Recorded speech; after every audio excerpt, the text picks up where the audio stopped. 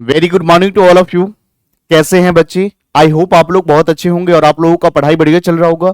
तो जैसे कि लास्ट क्लास के अंदर अगर हम बात करें सीए फाउंडेशन का यूनिट नंबर 7 हम लोगों ने करा था, जहां पर contract of indemnity and guarantee के बारे में हम लोगों ने सीखा। आई होप कि आप लोगों ने देखा होगा और आप लोगों को कॉन्सेप्ट समझ भी आया होगा। तो चलिए आज हम लोग जो करने वाले हैं कॉन्सेप्ट, उसका नाम है बेलमेंट एंड प्लेस का मतलब क्या होता है। ये सीए फाउंडेशन का है। ये क्लास उन सभी बच्चों के लिए इंपॉर्टेंट है जो सीए फाउंडेशन में 2025 का एग्जामिनेशन देने वाले हैं। तो प्लीज वीडियोज को जितना हो सके शेयर करेंगे और जितना हो सके लाइक करेंगे और कॉन्सेप्ट को बेहतर तरीके से समझिए। और हमारे नोट्स के लिए, डेली बेसिस नोट्स पाने के लिए हमारे टेलीग्राम चैनल को आप ज्वाइन कर सकते हैं, जहां से आपको नोट्स मिल जाएगा बच्चे। तो चलिए हम लोग स्टार्ट करेंगे। एक बार ओवरव्यू लेते हैं कि क्या क्या कंटेंट हम लोग कवर करने वाले हैं। तो आइए बिना टाइम वेस्ट किए हुए हम लोग एक बार डिस्कस करेंगे। सीए फाउंडेशन की बात करें बच्चे, बिजनेस लॉ है आपका, जहां पर chapter number 2 Indian contract act 1872 के अंदर हम लोग बात करने वाले हैं बेलमेंट क्या होता है एंड प्लेस का मतलब क्या होता है। इसको वन शॉट में हम लोग करने वाले हैं। आइए एक बार ओवरव्यू लेते हैं कि क्या कंटेंट है या फिर हम इसमें कवर करने वाले हैं, उसके बारे में चर्चा करते हैं। तो जहां पर हम लोग समझेंगे कॉन्सेप्ट ऑफ बेलमेंट, बेलमेंट का मतलब क्या होता है बच्चे, उसके बारे में हम लोग समझेंगे। What do mean by the term bailment. उसके बाद अगर हम बात करें duties and rights of baler, यहां पर क्या ड्यूटीज होगा, क्या राइट्स होगा बेलर का, उसके बारे में चर्चा करेंगे। उसके बाद ड्यूटीज एंड राइट्स ऑफ बेली का क्या राइट्स होगा, ड्यूटीज होगा, उसके बारे में डिस्कस करेंगे। उसके बाद राइट्स ऑफ पॉनर एंड पॉनी, कौन होते हैं पॉनर एंड पॉनी, उसके बारे में डिस्कस करेंगे। टर्मिनेशन ऑफ बेलमेंट, बेलमेंट को कैसे टर्मिनेट किया जाएगा, उन सभी के बारे में डिस्कस करेंगे। और उसके बाद प्लेस बाय नॉन ओनर, क्या मतलब होता है, आइए एक एक करके हम लोग समझते हैं आखिर। आइए बच्चे, ये जो मैं आपको करा रहा हूं ये CA foundation as per ICI material के ऊपर बेस्ड है, जहां पर यूनिट नंबर 8 के अंदर बच्चे हम लोग समझेंगे बेलमेंट का मतलब क्या होता है और प्लेस का मतलब क्या होता है। तो बेलमेंट एंड प्लेस, बेलमेंट हो गया, प्लेस हो गया। आइए यहां पर अगर हम बात करें बेलमेंट का मतलब क्या होता है, बेलमेंट के क्या क्या राइट्स है, the duties and rights of baler के क्या ड्यूटीज होना चाहिए, क्या राइट्स होना चाहिए, उसके बारे में डिस्कस करेंगे। ड्यूटीज एंड राइट्स ऑफ बेली, यहां पर बेलर का क्या अधिकार होगा बेलमेंट के अंदर, यहां पर बेली का क्या राइट्स होगा, उसके बारे में डिस्कस करेंगे। फाइंडर ऑफ गुड्स के बारे में चर्चा करेंगे। Right general lien and particular लियन क्या होता है, उसके बारे में डिस्कस करेंगे। उसके बाद पौनी का क्या अधिकार होना चाहिए, पॉनर का क्या अधिकार होना चाहिए। प्लेस बाय मर्चेंटाइल एजेंट क्या होता है, उसके बाद हम लोग बात करेंगे distinction between bailment and place में आखिर क्या डिफरेंस है। ये एग्जाम के लिए बेहद इंपॉर्टेंट ये कॉन्सेप्ट हो सकता है और ये इंपॉर्टेंट क्वेश्चंस हैं, जहां पर एग्जामिनेशन में कई बार पूछा जा सकता है। आइए बच्चे, what do mean by the term bailment का मतलब क्या होता है, आइए इसके बारे में हम लोग समझते हैं। The word bailment has been defined from the French word bailee. The bailment का जो वर्ड जो है बच्चे फ्रेंच वर्ड से आया है, जहां पर बेलिड के बारे में हम बात करेंगे, विच मीन्स टू डिलीवर, जिसका मतलब क्या होता है, टू डिलीवर, जिसका मतलब डिलीवर करना होता है। Bailment etymologically means handing over और change the position। तो बच्चे यहां पर क्या बताया गया है, हैंडिंग ओवर और चेंज द पोजीशन।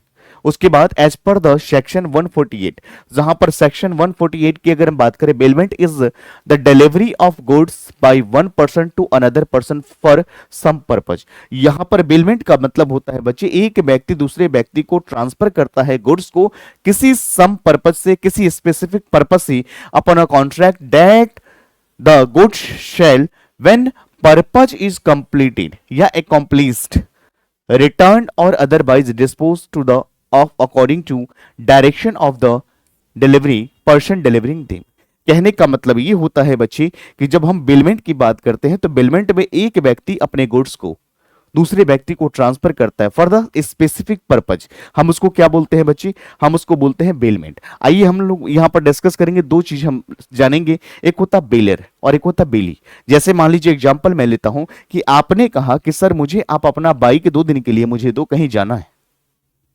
समझिएगा, जैसे कि आपने कहा कि मुझे आपका बाइक 2 दिन के लिए चाहिए, मुझे कहीं जाना है, तो मैंने जो अपना बाइक आपको डिलीवर करा, क्या मैंने आप अपनी बाइक को क्या आपका नाम ट्रांसफर करा दिया? नहीं, मैंने सिर्फ आपको एक पर्पस था उसको पूरा करने के लिए दिया, जो आपका वर्क था। जैसे ही वो पर्पस आपका कंप्लीट हो जाएगा, बाइक ला करके आप रिटर्न कर दोगे। This is called bailment. यहां पर दो पार्टीज होते हैं, मैंने गुड्स अपनी डिलीवर करा आपको, मैं बेलर हूं, यहां पर आपने मेरी गुड्स को आपने रिसीव करा, आप यहां पर क्या है, बेली है।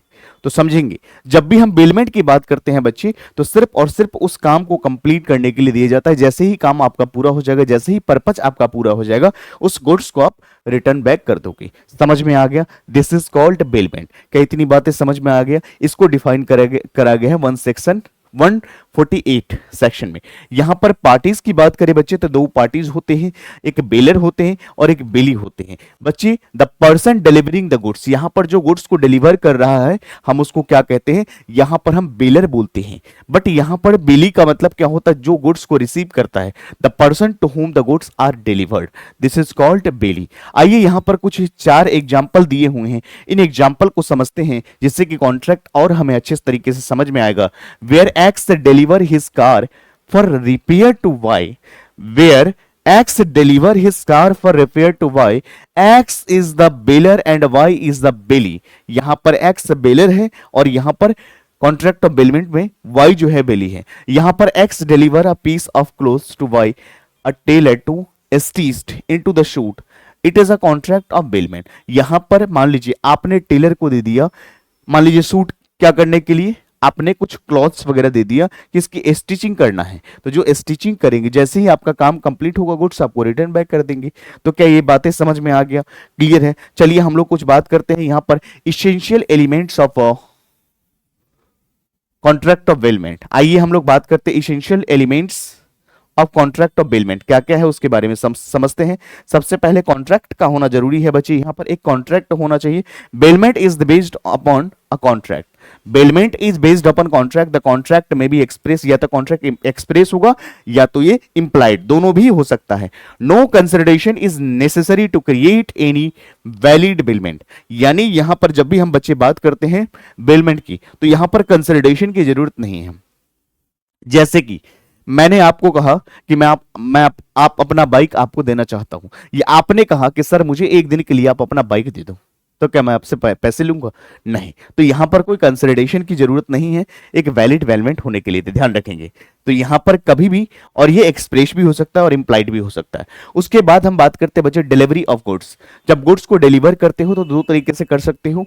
तो डिलीवरी ऑफ गुड्स का मतलब क्या होता है बच्चे? यहां पर गुड्स को फिजिकली ट्रांसफर करते हो, एक व्यक्ति से अनदर व्यक्ति में ट्रांसफर करते हो। It involves the delivery of goods from one person to another person for from some purpose.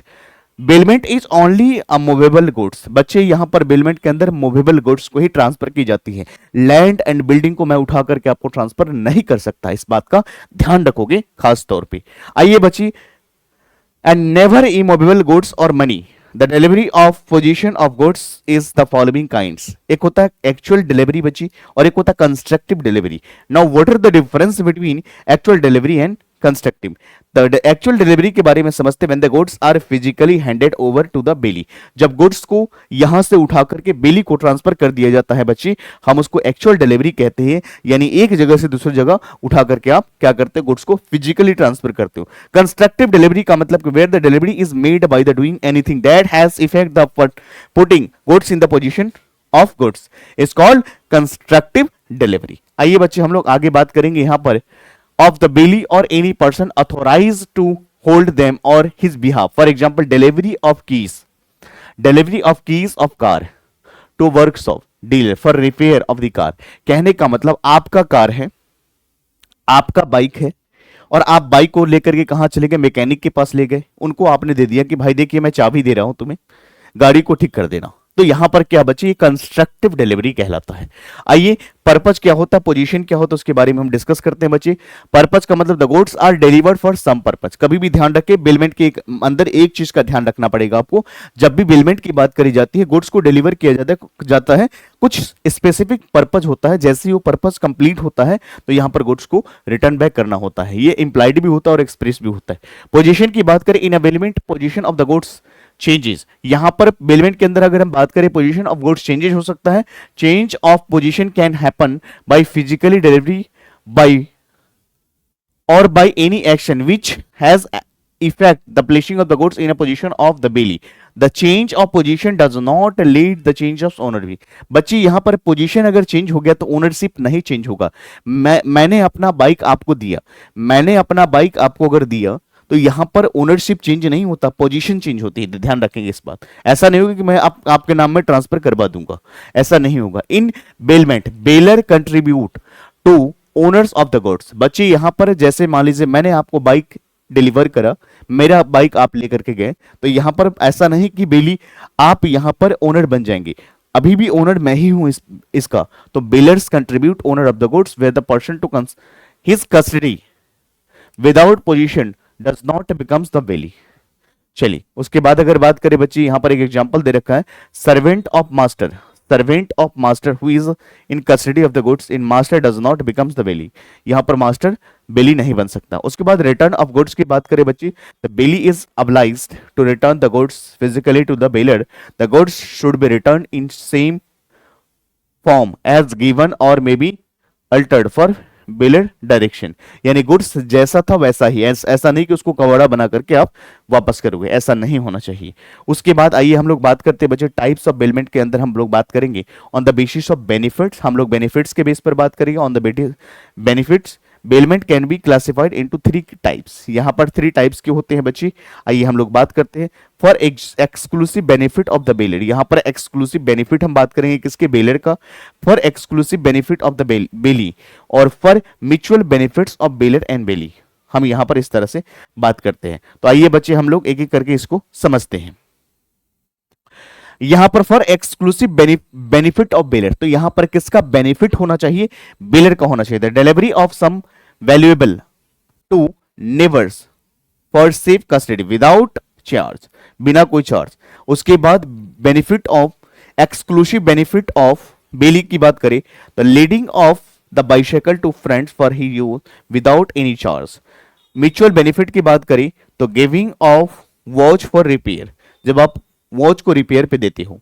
उसके बाद on the basis of rewards bailments can be classified into 2 types. जब भी बच्चे में रिवॉर्ड के बेस पर बात करेंगे तो यहां पर 2 टाइप के होंगे, उसके बारे में हम लोग डिस्कस करेंगे। तो एक होता है ग्रेटिट्यूअस बेलमेंट और एक होता है बच्चे non gratuitous bailment. Now what is the difference between gratuitous bailment और non gratuitous? The word gratuitous means free of charge, ध्यान रखेंगे।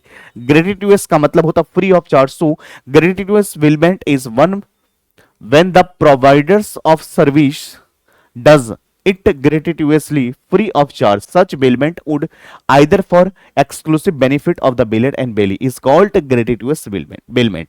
Non gratuitous bailment की बात अगर करें बच्चे तो non gratuitous bailment means where the both the parties get some benefit. यहां पर दोनों ही पार्टी को कुछ ना कुछ बेनिफिट्स मिलेंगी।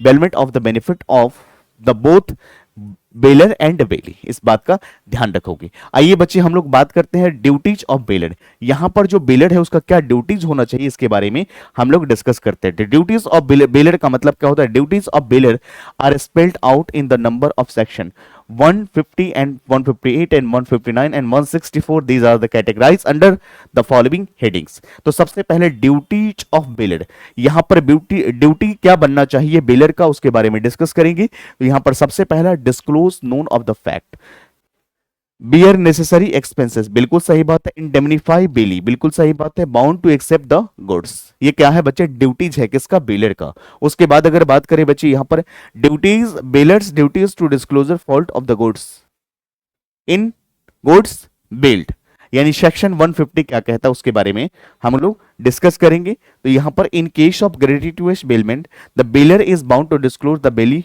Fault in the goods bailed of the which is the bailor aware and which are material in interfere with the use of them expose the bailee an extraordinary risk, and if the does not make such disclosure he is responsible for damages arising the directly from the such fault.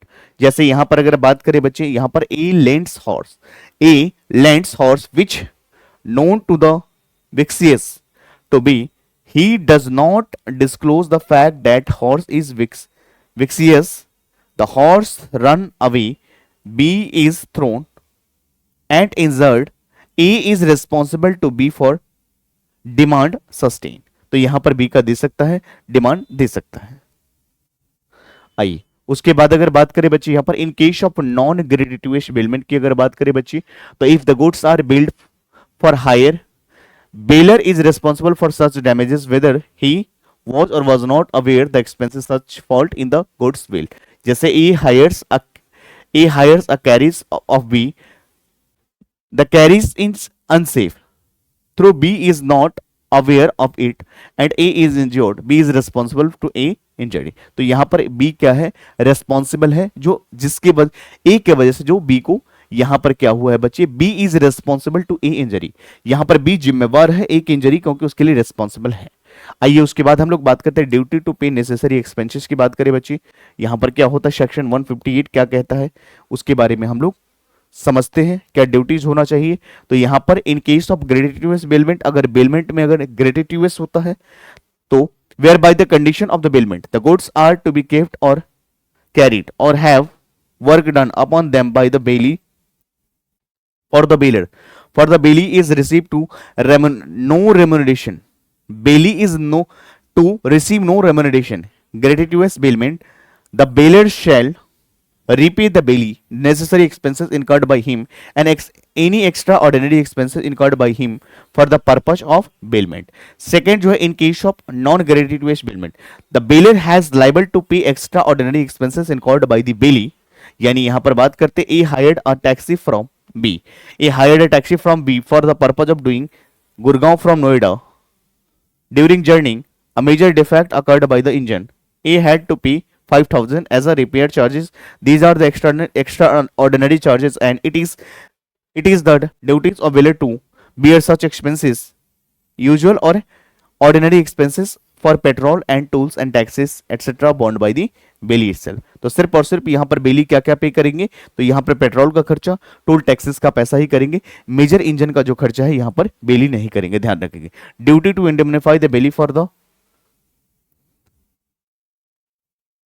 Premature termination, यानी section 159 कहता है bailor must compensate the bailee for the loss or damages suffered by the bailey at excess of the benefit received where the had lent the goods gratuitously and decide to terminate the bailment before the expiry of the period of bailment.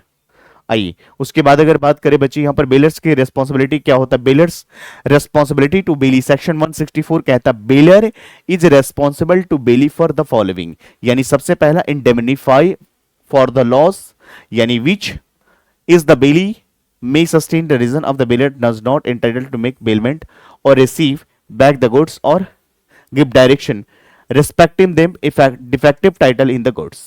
उसके second की बात करें, it is the duty of the bailier to receive the back of the goods when the bailey return them after time of the bailment has expired or the purpose of bailment has been accomplished. If the bailier refuse to take delivery of the goods when the offer at a proper time, the bailey can compensate for the all necessary expenses incurred by the safe custody. जैसे यहाँ पर X deliver his car to S for 5 days.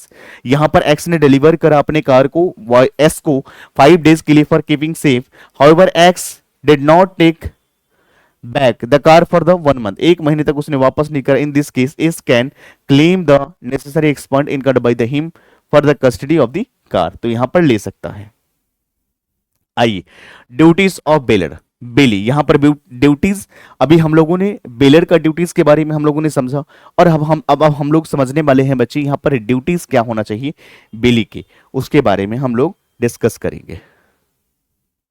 आइए duties baler का हम लोगों ने समझ लिया, जहां पर मैंने बताया था कि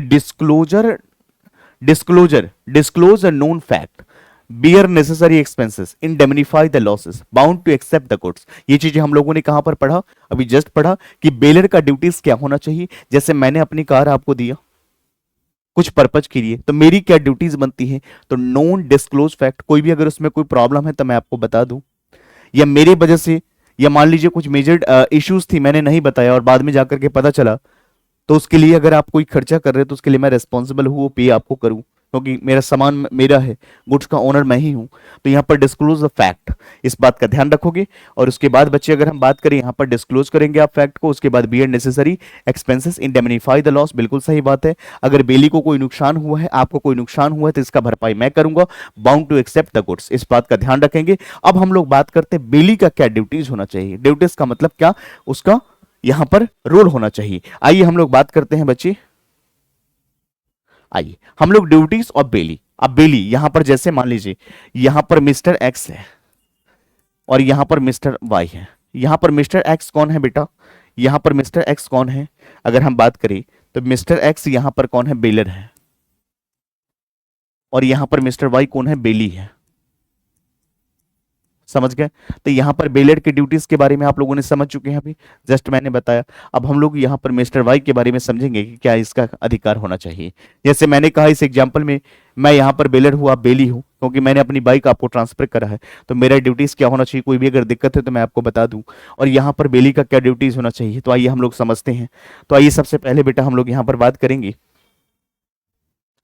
ड्यूटीज ऑफ बेली। बेली का क्या ड्यूटीज होना चाहिए बच्चे, उसके बारे में हम लोग डिस्कस करेंगे। तो सबसे पहले take reasonable take reasonable care of the goods bailed. बिल्कुल सही बात है, गुड्स का प्रॉपर केयर करोगे। मैंने अपना बाइक दे दिया, ये नहीं कि कहीं जाकर के लगा दिए, कोई केयर ही नहीं है, कोई उठा के ले जाए। Take reasonable take reasonable care of the goods bailed. No unauthorised no unauthorised use of goods. Goods का अनऑथोराइज तरीके से उसका यूज नहीं करोगे। No mixing of bailor goods with his goods. मेरा बाइक आप अपने बाइक के साथ मिक्सअप नहीं करोगी। Return the goods. जैसे ही आपने कहा एक दिन के लिए आप अपना बाइक दे दो मुझे, मैंने दे दिया, और उसके बाद क्या करा आपने? रिटर्न ही नहीं करा, तो ऐसा नहीं चलेगा बच्चे, आपको रिटर्न करना पड़ेगा। To return any extra profit acquired from the goods bailed. तो बच्चे ये सारा एक्टिविटी करना पड़ेगा। सारे के सारे अधिकार किसका है? बेली का। आप ये बात आपको समझ में आ रही है? यहां पर मेरा ड्यूटीज क्या था मैंने बता दिया। यहां पर ये आपका अधिकार है बच्चे, आपने मेरा बाइक ली हो तो आपका अधिकार यहां पर to reasonable care of the goods, no unauthorised of use of goods, no mixing of bailor's goods with his goods. आप अपने गुड्स के साथ मेरा गुड्स को मिक्सअप नहीं करोगी। रिटर्न करना पड़ेगा आपको गुड्स को, जैसे ही आपका पर्पज पूरा होता कंप्लीट होती है आपको वापस करनी पड़ेगी। और उसके बाद to return any extra profit acquiring from the goods bailed. तो आइए सबसे पहले एक एक करके इन सभी के बारे में बच्चे हम लोग डिस्कस करते हैं। To reasonable care of the goods, यानी सेक्शन 151 एंड 152 डील करता है in all the cases of bailment the bailee is bound to take as much care of the goods bailed to him as the man of ordinary prudence would under similar circumstances take care of his own goods the same bulk quality and value of the goods. तो आपको goods को उस तरह से ही care करना जैसे कि आपका खुद का गुड्स है, ये बात का ध्यान रखोगे। जैसे यहां पर एग्जांपल बच्चे गिवन है, आप इसको पढ़ोगे। आइए हम लोग एक बार बात करते हैं यहां पर बच्चे। आइए एग्जांपल की अगर बात करें, if X bails his ornaments to y and y keeps this ornament on his locker at his house along with the own goods ornament, if all ornaments are lots in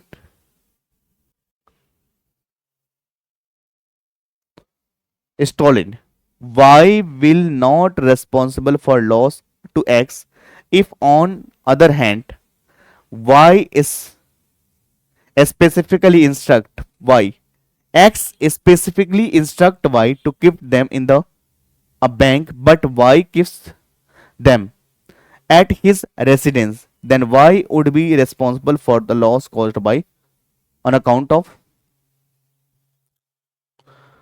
तो उसके बाद अगर बात करें तो यहां पर कौन है बच्चे? y जो है रिस्पॉन्सिबल है, तो यहां पर इस बात का ध्यान रखेंगे। उसके बाद ए डिपॉजिटेड हिज गुड्स इन वीज वेयर हाउस। ए डिपॉजिट करा अपने गुड्स को बी के वेयर हाउस में on account of unprecedented floods आ गए, a part of goods were damages, it can be claimed that B is not liable for loss. यहां पर एक केस है बच्चे, शांतिलाल वर्सेस टेकचंद, इसके बारे में हम लोग डिस्कस करेंगे। आइए कुछ एक्सेप्शंस के बारे में बात करते हैं। बेली when not liable for loss or etc of the things built section 151। यहां पर बेली का अधिकार नहीं बनता है, यहां पर लाइबल नहीं होगा, यानी bailee in the absence of any special contract. जब कभी भी अगर स्पेशल कॉन्ट्रैक्ट absence होती है तो उस कंडीशन में belly is not responsible for the loss और destruction of the determination of the things built if has taken responsible care required under the section 151। आइए उसके बाद अगर बात करें बच्चे, आइए not to make inconsistent use of the goods section 153 and 154 कहता है not to make inconsistent use of the goods का मतलब क्या होता है? As per the section 154 if the bailee makes any use of the goods bailed which is not according to the terms and conditions of the bailment, he is liable for compensate bailor for any loss or restriction of the goods. यानी कहने का मतलब example दो दिया हुआ है उसको देखेंगे हम लोग। तो A lends horse to B, यहां पर A जो है बच्चे यहां पर क्या करा है? A lends a horse to be his own riding only. On riding only, B allows to C member of his family to ride the horse. C rides with care, but horse accidentally falls and injured. B is liable to make compensation to a injury done by the horse. बच्चे यहाँ पर B responsible होगा क्योंकि यहाँ पर A ने B को दिया था, B ने C को दे दिया, तो यहाँ पर B इज रिस्पॉन्सिबल। इस बात का ध्यान रखोगे।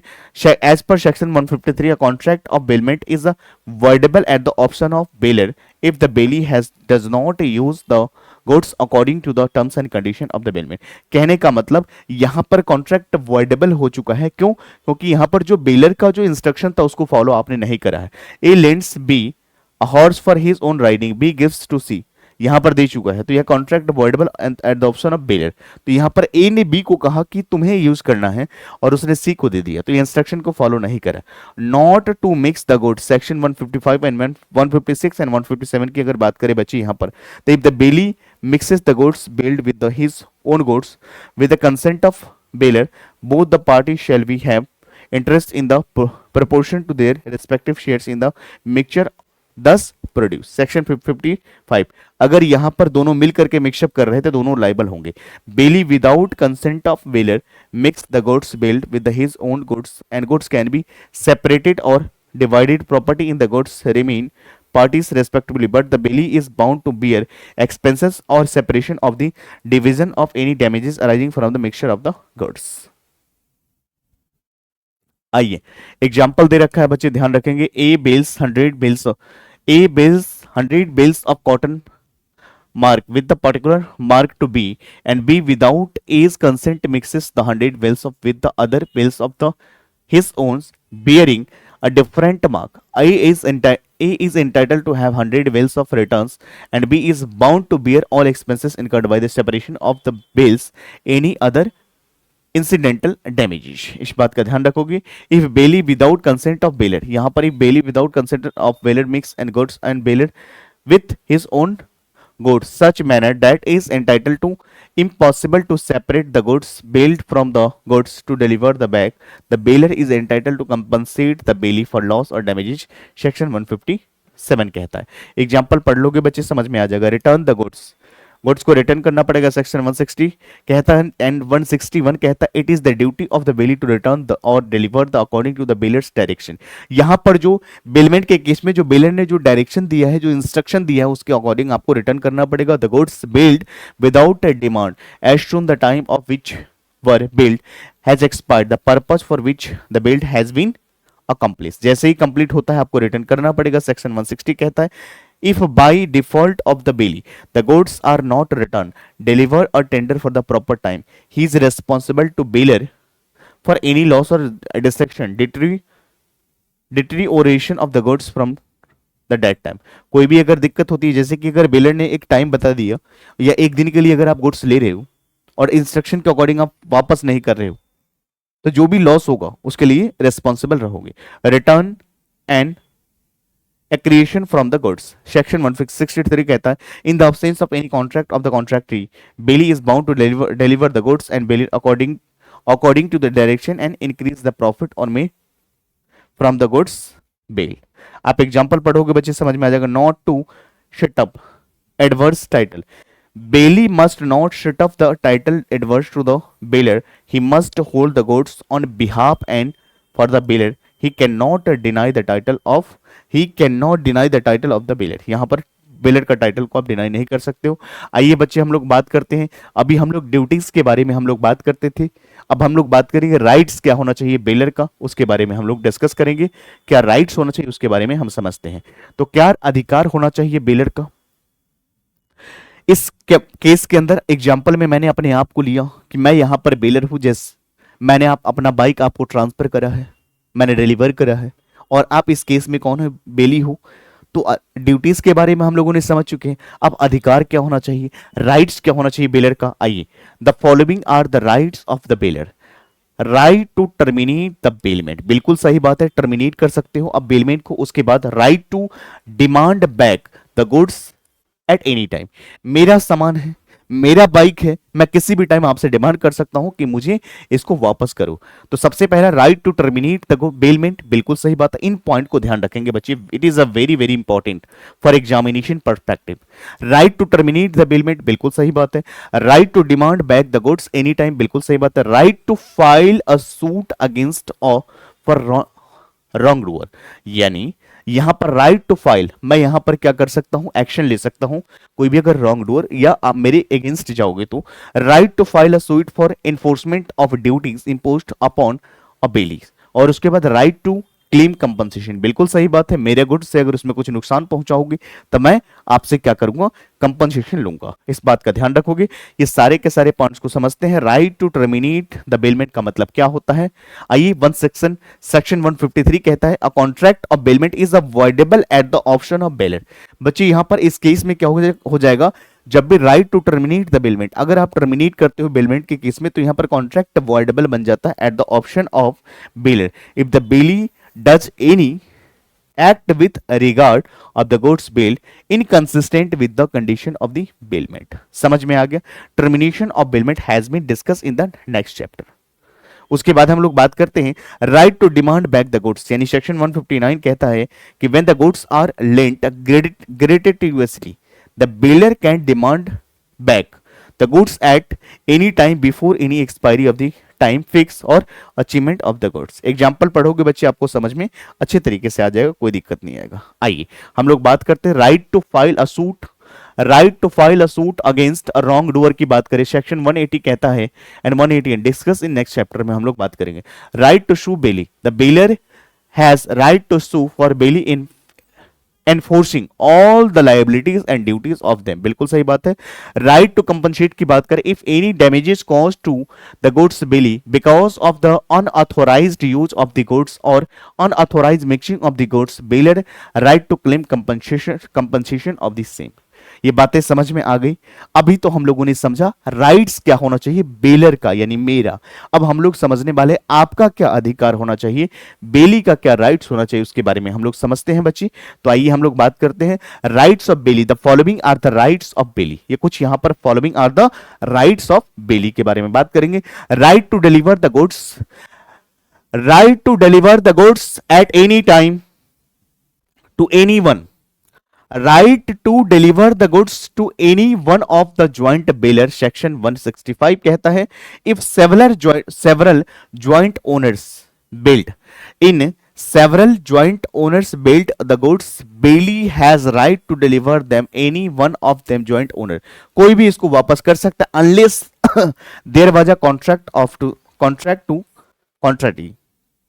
एग्जाम्पल पढ़ोगे, A B C are joint owners, यहां पर तीन है, harvesting combines, they delivered it on hire to D for 1 month, after the expiry of 1 month D may return the combine to any one of the joint owners namely A B C, बिल्कुल सही बात है। Second, right to indemnity, section 166 कहता है bailee is entitled to indemnify by the baler any loss arising to him reason that the bailor was not entitled to make the bailment or receive back the goods or give direction in respect of them if the bailor has no title of the goods, bailey in good faith delivered them back to accordingly direction of the bailor, the bailey shall not be responsible the owner of respect such delivery, bailey can also claim all necessary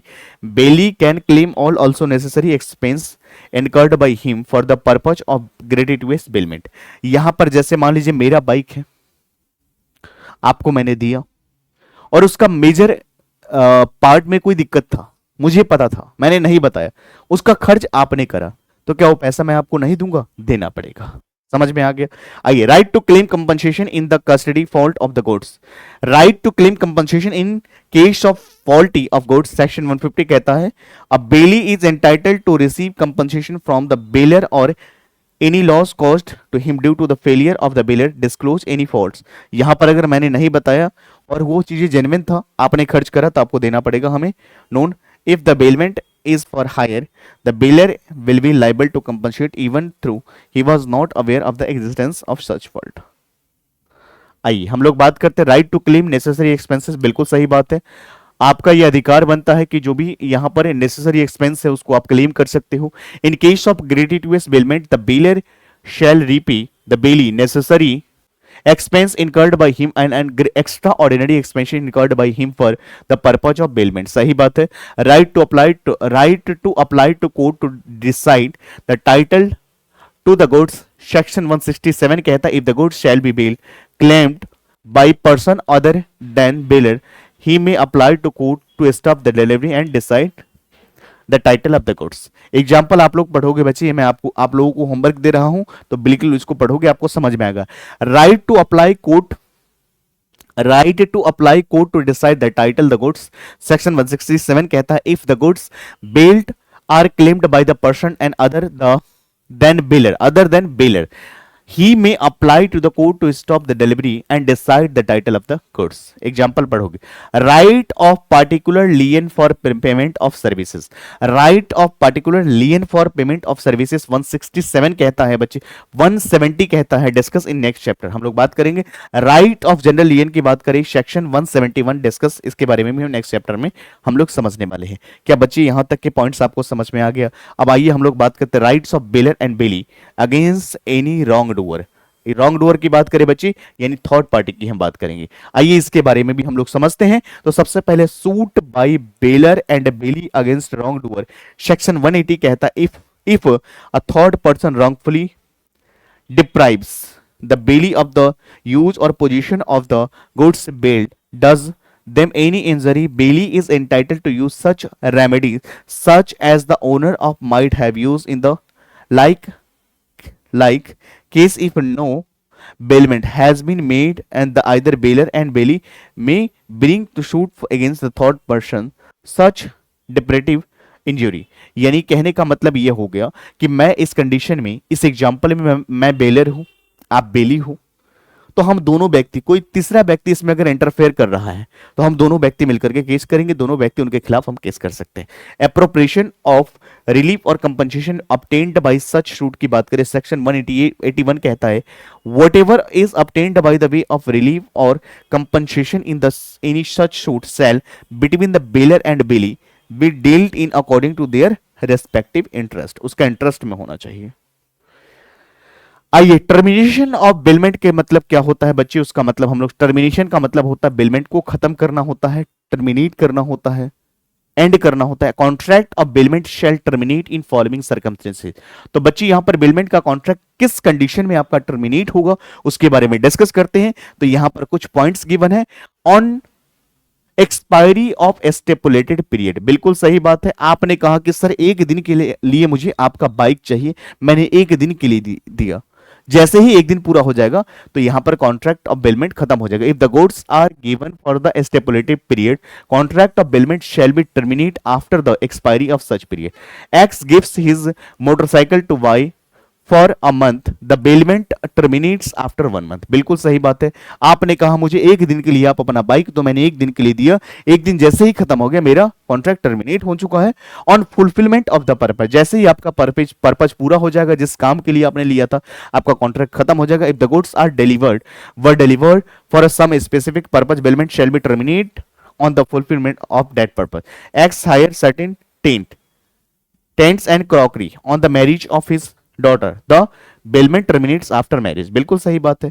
उसके बाद third number में notice के through भी हम खत्म कर सकते हैं। यानी ए नंबर में देखो where the bailee act in a manner which inconsistent with the terms of the bailment the bailor can always terminate the contract of bailment by giving the notice of the bailee. बिल्कुल सही बात है। Second point ये कहता है बच्चे a gratuitous bailment can be terminated by the bailor at any time giving notice to the bailey, however the termination of should not cause loss of the bailey excess of the benefit divided him.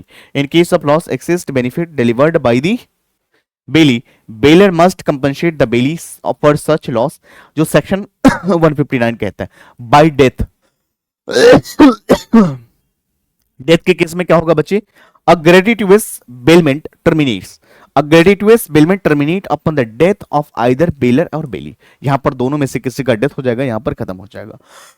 ये कुछ points था बच्चे जहां पर आपका bailment खत्म हो सकता है। Number 1 expiry of stipulated period, second में on the fulfilment of the purpose, third में by the notice and fourth में बाय डेथ। आइए उसके बाद अगर हम बात करें बच्चे फिफ्थ पॉइंट में डिस्ट्रक्शन ऑफ सब्जेक्ट मैटर। बच्चे यहां पर डिस्ट्रक्शन ऑफ सब्जेक्ट मैटर की वजह से भी आपका बिलमेंट क्या हो सकता है? टर्मिनेट हो सकता है। A bailment is terminated if the subject matter of the bailment is destroyed or there is a change is in the nature of the goods which make impossible to be used after the purpose of the bailment। तो ये कुछ points था, जैसे X gives his cycle to Y on hires, cycle damage beyond repairs। X ने Y को यहां पर क्या करा? साइकिल दिया हायर पे, यहां पर साइकिल डैमेज हो गया, बियॉन्ड रिपेयर्स, बेलमेंट्स यहां पर खत्म हो चुका है बच्चे। समझ में आ गया? क्लियर है पॉइंट्स? तो एक्सपायरी ऑफ द पीरियड बिल्कुल सही बात है, फुलफिलमेंट ऑफ द पर्पज बिल्कुल सही बात है, death of the bailor and bailee बिल्कुल सही बात है, inconsistent use of the goods and destruction of the modification of the subject matters. समझ में आ गया? तो ये कुछ पॉइंट्स था कि यहां तक के पॉइंट्स आपको समझ में आ गया। आइए हम लोग बात करते फाइंडर ऑफ लॉस्ट गुड्स, यानी एक गुड्स है जो आपको मिला है तो आपका क्या अधिकार होना चाहिए? The finder of the right of finder of lost goods. यहां पर राइट क्या होना चाहिए? Finder of lost goods. तो यहां पर जो फाइंडर है उसका क्या राइट होना चाहिए गुड्स के प्रति? हम उसके बारे में सब चर्चा करेंगे। तो right of finder of lost goods की बात करें, may sue for specific rewards offered, section 168 कहता है a person who find some goods which do not belong to him is called finder of the goods. सबसे पहले हम लोग समझेंगे फाइंडर ऑफ द गुड्स का मतलब क्या होता है। तो finder of the goods a person who find the some goods, एक व्यक्ति जिसे कुछ गुड्स मिली है जो उसका नहीं है, वो फाइंडर ऑफ गुड्स कहलाते हैं। ये फाइंडर। उसके बाद अगर बात करें finder of goods, it is duty of the finder of the goods to find the true owner. ये अधिकार बनता है finder of the lost goods का कि जब तक उसको एक ट्रू ओनर नहीं मिल जाता है जो जिसका ये गुड्स है, तब तक उसका वेट करे and surrender the goods to him. However the finder of goods has no right to sue for owner of compensation for trouble and expenses voluntarily incurred by him, the finder finding the owner for preserving the goods found, but he has right to retain the goods against the owner until they receive such compensation and were the owner offered to specific rewards on the lost goods, the finder may sue owner for such reward। बिल्कुल सही बात है, उस reward के लिए वो liable रहेगा।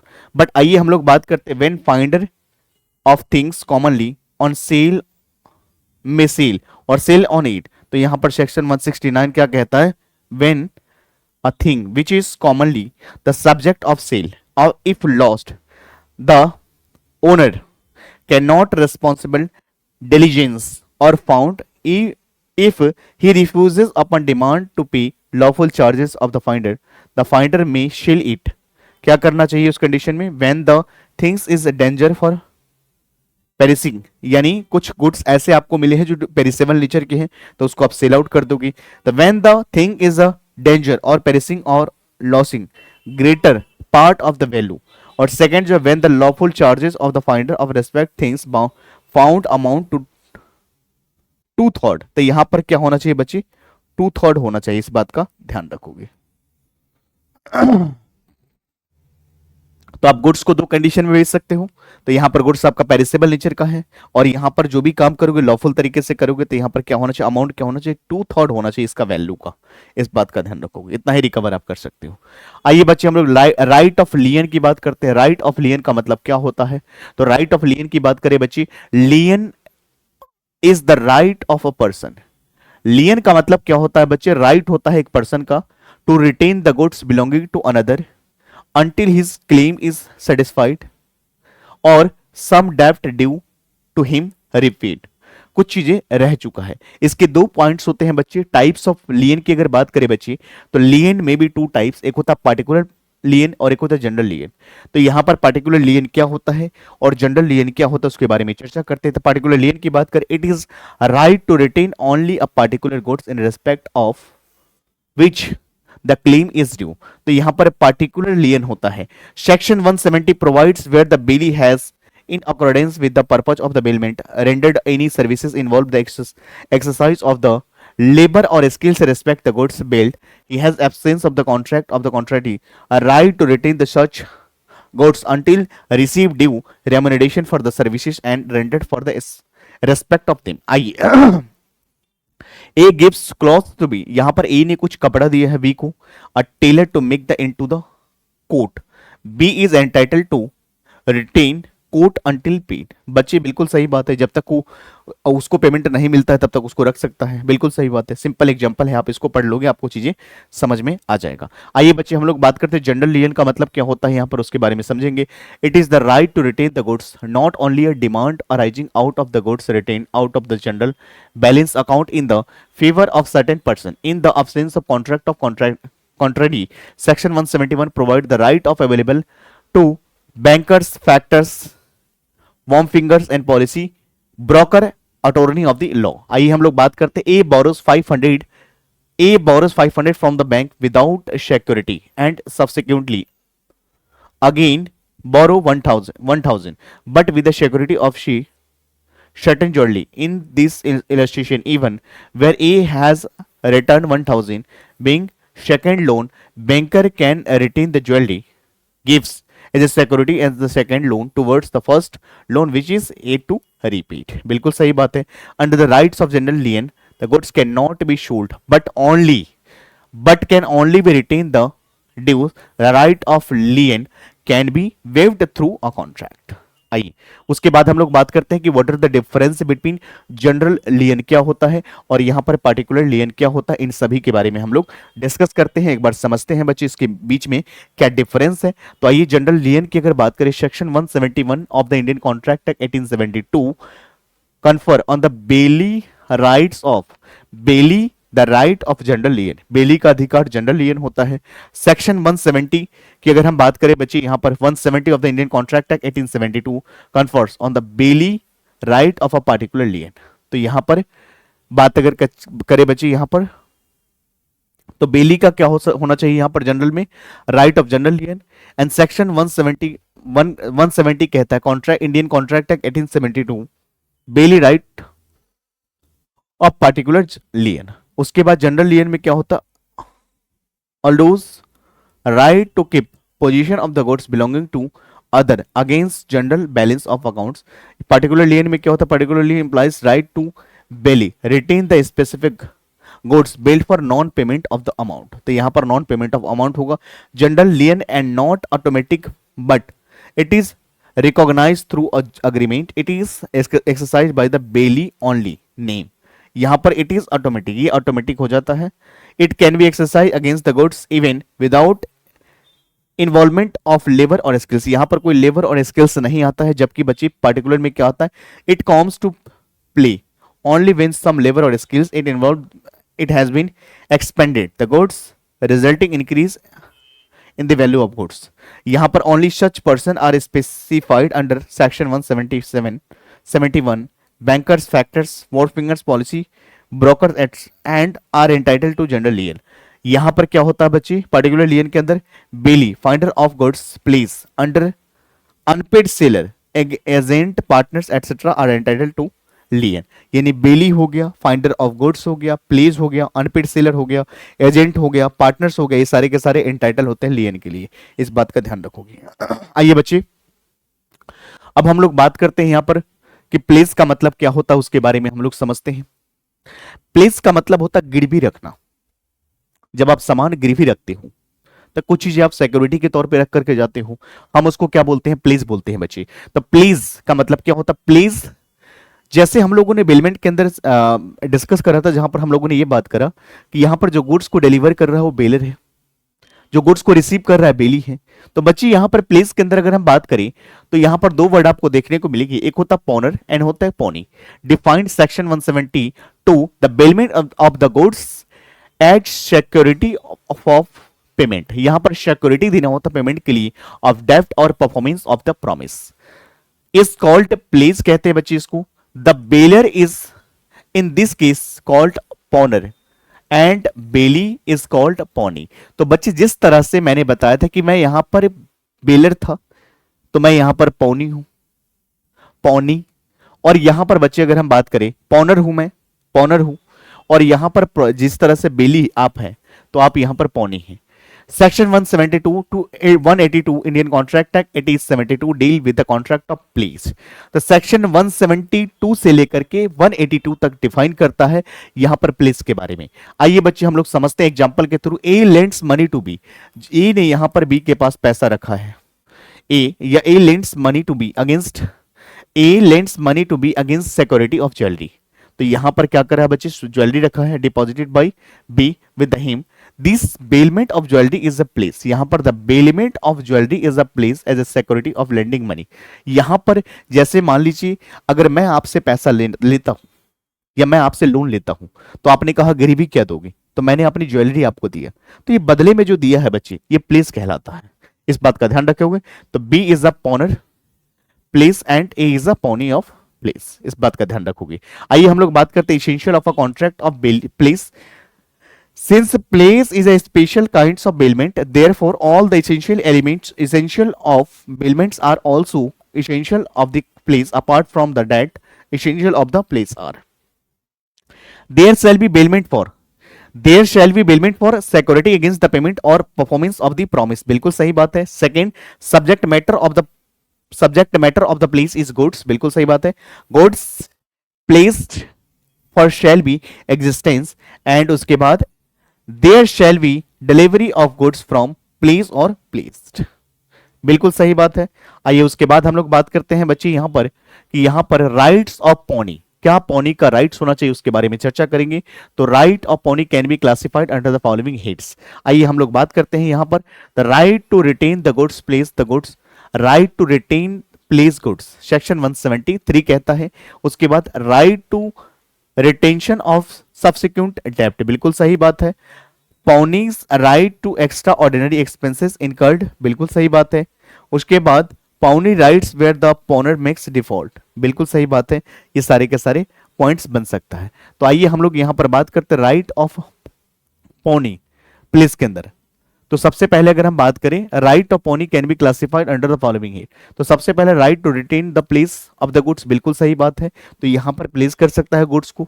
उसके बाद right to retention of the subsequent डेब्ट, अभी तक बकाया पे नहीं करा है तो कैसे हम आपको सामान दें। Pawnee's right to extraordinary expense by the incurred section 175 और pawnee rights where the pawnor makes default. यहां पर ये सारे के सारे क्या है बच्चे, तो right to retain the pledged goods का मतलब होता पॉनी में return the goods pledge not only payment not only for payment of the debt or performance of the promise but interest of the debt it and all necessary expense incurred him in respect of the position of the prevention of the goods। तो बच्चे इसको आप आराम से पढ़ लोगे, चीजें आपको समझ में आ जाएगा, ध्यान रखेंगे। उसके बाद हम बात करते हैं पॉनर का क्या राइट्स होना चाहिए। आइए हम लोग बात करते हैं as per the bailment of the goods pawnor has all rights of the bailor along with the debt the right of redemption to the pledge of the goods which enumerated under section 171 of the act. आइए उसके बाद अगर हम बात करें बच्चे यहां पर right to freedom, right to redeem. Right to redeem का मतलब क्या होता है, if time is stipulated for payment of डेब्ट performance of promise which place is made पॉनर makes default for payment डेब्ट of performance of promise at the stipulated time he may redeem the goods placed subsequent before the actual sale but must cash of the pay addition expenses which arises from his default। redemption means to recover back। redemption का मतलब होता है recover back the goods by the making the payment of the performance of the promises। उसके बाद हम लोग बात करेंगे ड्यूटीज ऑफ पॉनी। पॉनी का क्या ड्यूटीज होना चाहिए। तो आइए duty, pawnee has following duties, duty to take reasonable care of the pledged goods, बिल्कुल सही बात है। Duty not to make unauthorised use of the pledge, बिल्कुल सही बात है। Duty to return the goods when the डेप्ट वाज हैज बीन रीपेड, जब मैं अगर पैसे आपको पेमेंट कर दूंगा तो मेरा सामान वापस कर दोगे, प्रॉमिस और परफॉर्म। उसके बाद duty not to mix his own goods with the place, duty not to do any act which is inconsistent with the terms and place, duty to return accretion to the goods if any. तो ये सारे के सारे क्या है बच्चे, duties है किसका, पॉनी का। अब हम लोग ड्यूटीज की बात करें किसका, पॉनर का। जैसे कि यहां पर बिलमेंट में बेलर का था, तो यहां पर the pawnor is liable to pay डेब्ट or perform for promise of the case में बी, it is the duty of the pawnor to compensate the pawnee for any extraordinary incurred by him for preserving the goods pawned, it is the duty of pawnee to disclose all fault which may put the pawnee under the extraordinary risk. If loss occurs pawning to defect pawner's title the goods, pawner must indemnify the pawnee.